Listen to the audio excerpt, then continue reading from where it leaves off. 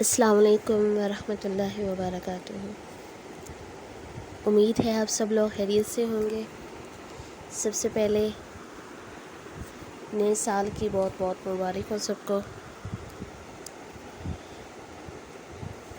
پہلا مہینہ محرم کا، جو کہ بہت بابرکت مہینہ ہے، اس میں شب عاشوراء اور یوم عاشوراء کی عبادات بے حد فضیلت رکھتی ہے۔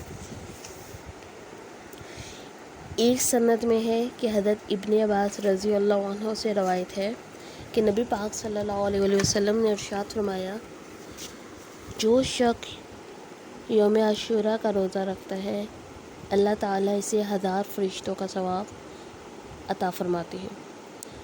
جو عاشوراء کا روزہ رکھتا ہے اسے 10,000 حج اور عمرہ کرنے کا ثواب ملتا ہے، 10,000 شہیدوں کا ثواب ملتا ہے، اور جو کوئی عاشوراء کے دن کسی یتیم کے سر پہ ہاتھ پھیرتا ہے تو اسے اس کا بھی ثواب ملتا ہے۔ جو شخص عاشوراء کی شام کو کسی مسلمان کا روزہ افطار کرواتا ہے گویا اس نے تمام امت محمدیہ کو روزہ افطار کروایا۔ اور انہیں پیٹ بھر کے کھانا کھلانا۔ صحابہ رضی اللہ عنہ نے عرض کیا، اے اللہ کے رسول، کیا اللہ تعالیٰ نے یوم عاشوراء کو تمام دنوں پہ فضیلت بخشی ہے؟ ارشاد فرمایا، جی ہاں۔ اللہ تعالیٰ نے آسمان، زمین عاشوراء کے دن پیدا فرمائے، پہاڑ، سمندر، لوح قلم، جنت بھی عاشوراء کے دن پیدا فرمایا۔ حضرت آدم علیہ السلام، حوا علیہ السلام کی پیدائش اسی دن ہوئی، اسی دن انہیں جنت میں داخل کیا گیا۔ حضرت ابراہیم علیہ السلام کی ولادت اسی دن ہوئی، اسی دن ان پہ آگ گلزار بن گئی۔ فرعون اسی دن غرق ہوا۔ حضرت ایوب علیہ السلام کو اسی دن صحت ملی۔ حضرت آدم علیہ السلام کی توبہ اسی دن قبول ہوئی۔ حضرت داؤد علیہ السلام کی غلطی کی معافی اسی دن ہوئی۔ حضرت سلیمان علیہ السلام کو اس دن مملکت ملی۔ حضرت عیسیٰ علیہ السلام کی ولادت، حضرت ادریس علیہ السلام کا رفع بھی اسی دن ہوا۔ ایک اور روایت کے مطابق نبی پاک صلی اللہ علیہ وسلم کی ولادت اسی دن کی ہے اور قیامت بھی اسی دن قائم ہوگی۔ ایک روایت میں ہے کہ عاشوراء کا دن ہی وہ دن ہے جس میں حضرت آدم علیہ السلام کی توبہ قبول ہوئی۔ اسی دن حضرت نوح علیہ السلام کی کشتی پہاڑ پہ لگی اور وہ اس سے باہر نکل آئے۔ اسی دن شکرانے کا روزہ رکھا۔ اسی دن فرعون غرق ہو گیا۔ بنی اسرائیل کے لیے سمندر شق ہوا، انہوں نے اس دن کا روزہ رکھا۔ تجھ سے بھی اگر ہو سکے، یہاں یہی فرمایا جا رہا ہے کہ اگر تجھ سے بھی ہو سکے تو اس دن کا روزہ رکھ لیا کرو۔ حضرت محمد بن میسرہ فرماتے ہیں، ہم نے سنا ہے جو شخص اپنے اہل و عیال پہ کھانے وغیرہ کی وسعت کرتا ہے اللہ تعالیٰ سال بھر کے لیے اس پر وسعت فرما دیتے ہیں۔ حضرت ابن عباس رضی اللہ عنہ فرماتے ہیں، نبی پاک صلی اللہ علیہ وسلم مدینہ طیبہ تشریف لائے اور دیکھا کہ یہود عاشوراء کے دن کا روزہ رکھتے ہیں۔ آپ نے وجہ پوچھی تو وہ کہنے لگے اللہ تعالیٰ نے اس دن حضرت موسیٰ علیہ السلام اور ان کی قوم کو فرعون سے نجات دلائی، کامیابی عطا فرمائی انہیں، لہٰذا ہم اس دن تعظیم میں روزہ رکھتے ہیں۔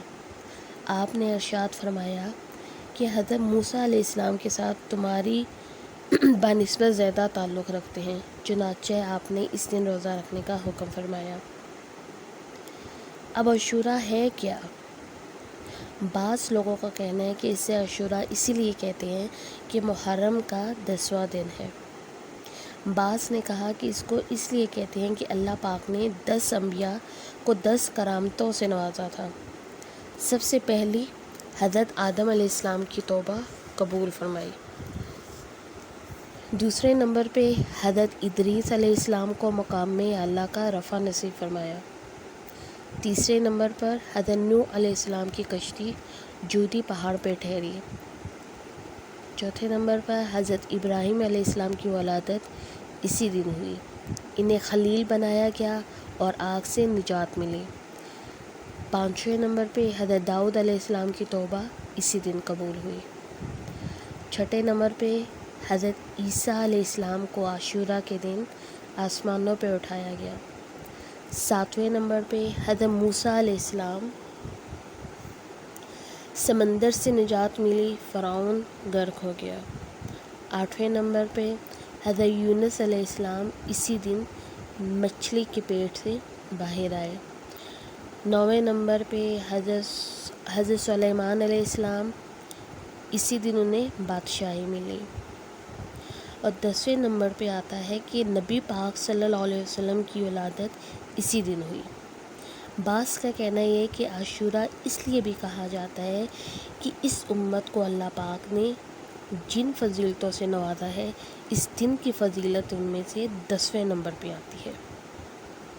ٹھیک ہے، اب پہلی جو 10 فضیلت ہیں ان میں سب سے پہلی فضیلت رجب کا مہینہ ہے، اس سے اللہ پاک نے اس امت کے لیے عزت اور شرف کا ذریعہ بنایا ہے۔ اس کی فضیلت باقی مہینوں پہ ایسی ہے جیسی اس امت کی فضیلت باقی امتوں پر ہے۔ اب دوسرے نمبر پہ شعبان کا مہینہ آتا ہے کہ اس کی فضیلت باقی مہینوں پہ ایسی ہے جیسے نبی پاک صلی اللہ علیہ وسلم کی فضیلت باقی انبیاء علیہ السلام پر۔ تیسرے نمبر پہ رمضان المبارک کا مہینہ آتا ہے، اس کی فضیلت تمام مہینوں پہ ایسی ہے جیسے اللہ پاک کی فضیلت اپنی مخلوق پر ہے۔ چوتھی فضیلت شب قدر کی ہے جو 1000 مہینوں سے بہتر ہے۔ پانچویں نمبر پہ یوم الفطر کی، جو کہ یوم الجزا یعنی بدلے کا دن کہلاتا ہے۔ چھٹے نمبر پہ ایام عشر یعنی ذی الحجہ کے پہلے 10 دن ہیں جو کہ اللہ پاک کی عبادت اور ذکر کے دن ہیں۔ ساتویں نمبر پہ یوم عرفہ کی فضیلت ہے، اس کا روزہ 2 سالوں کے لیے کفارہ بن جاتا ہے۔ آٹھویں نمبر پہ یوم نحر یعنی قربانی کا دن۔ نویں جمعے کے دن کو فضیلت ہے جو تمام دنوں کا سردار ہے۔ اس کے بعد جب 10واں نمبر دیکھیں تو وہ عاشورہ کا دن آتا ہے کہ اس کا روزہ 1 سال کے لیے کفارہ ہے۔ الغرض ان اوقات میں سے ہر وقت کی کچھ نہ کچھ فضیلتیں ہیں جنہیں اللہ پاک نے اس امت کے لیے گناہوں کے کفارہ کے لیے، خطاؤں سے پاک ہونے کے لیے مقرر فرما دیا ہے۔ حضرت عائشہ رضی اللہ عنہا فرماتی ہیں کہ قریش دور جاہلیت میں یوم عاشورہ کا روزہ رکھتے تھے اور خود نبی پاک صلی اللہ علیہ وسلم بھی مکہ میں اس دن کا روزہ رکھتے تھے۔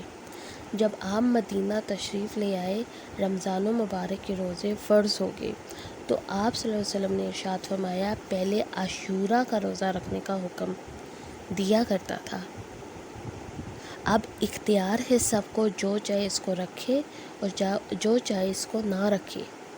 حضرت عائشہ فرماتی ہیں یوم عاشورہ محرم کی 9ویں تاریخ کا دن ہے، بعض کے نزدیک 11واں دن ہے اور بعد نے اس کو 10واں دن بتایا ہے۔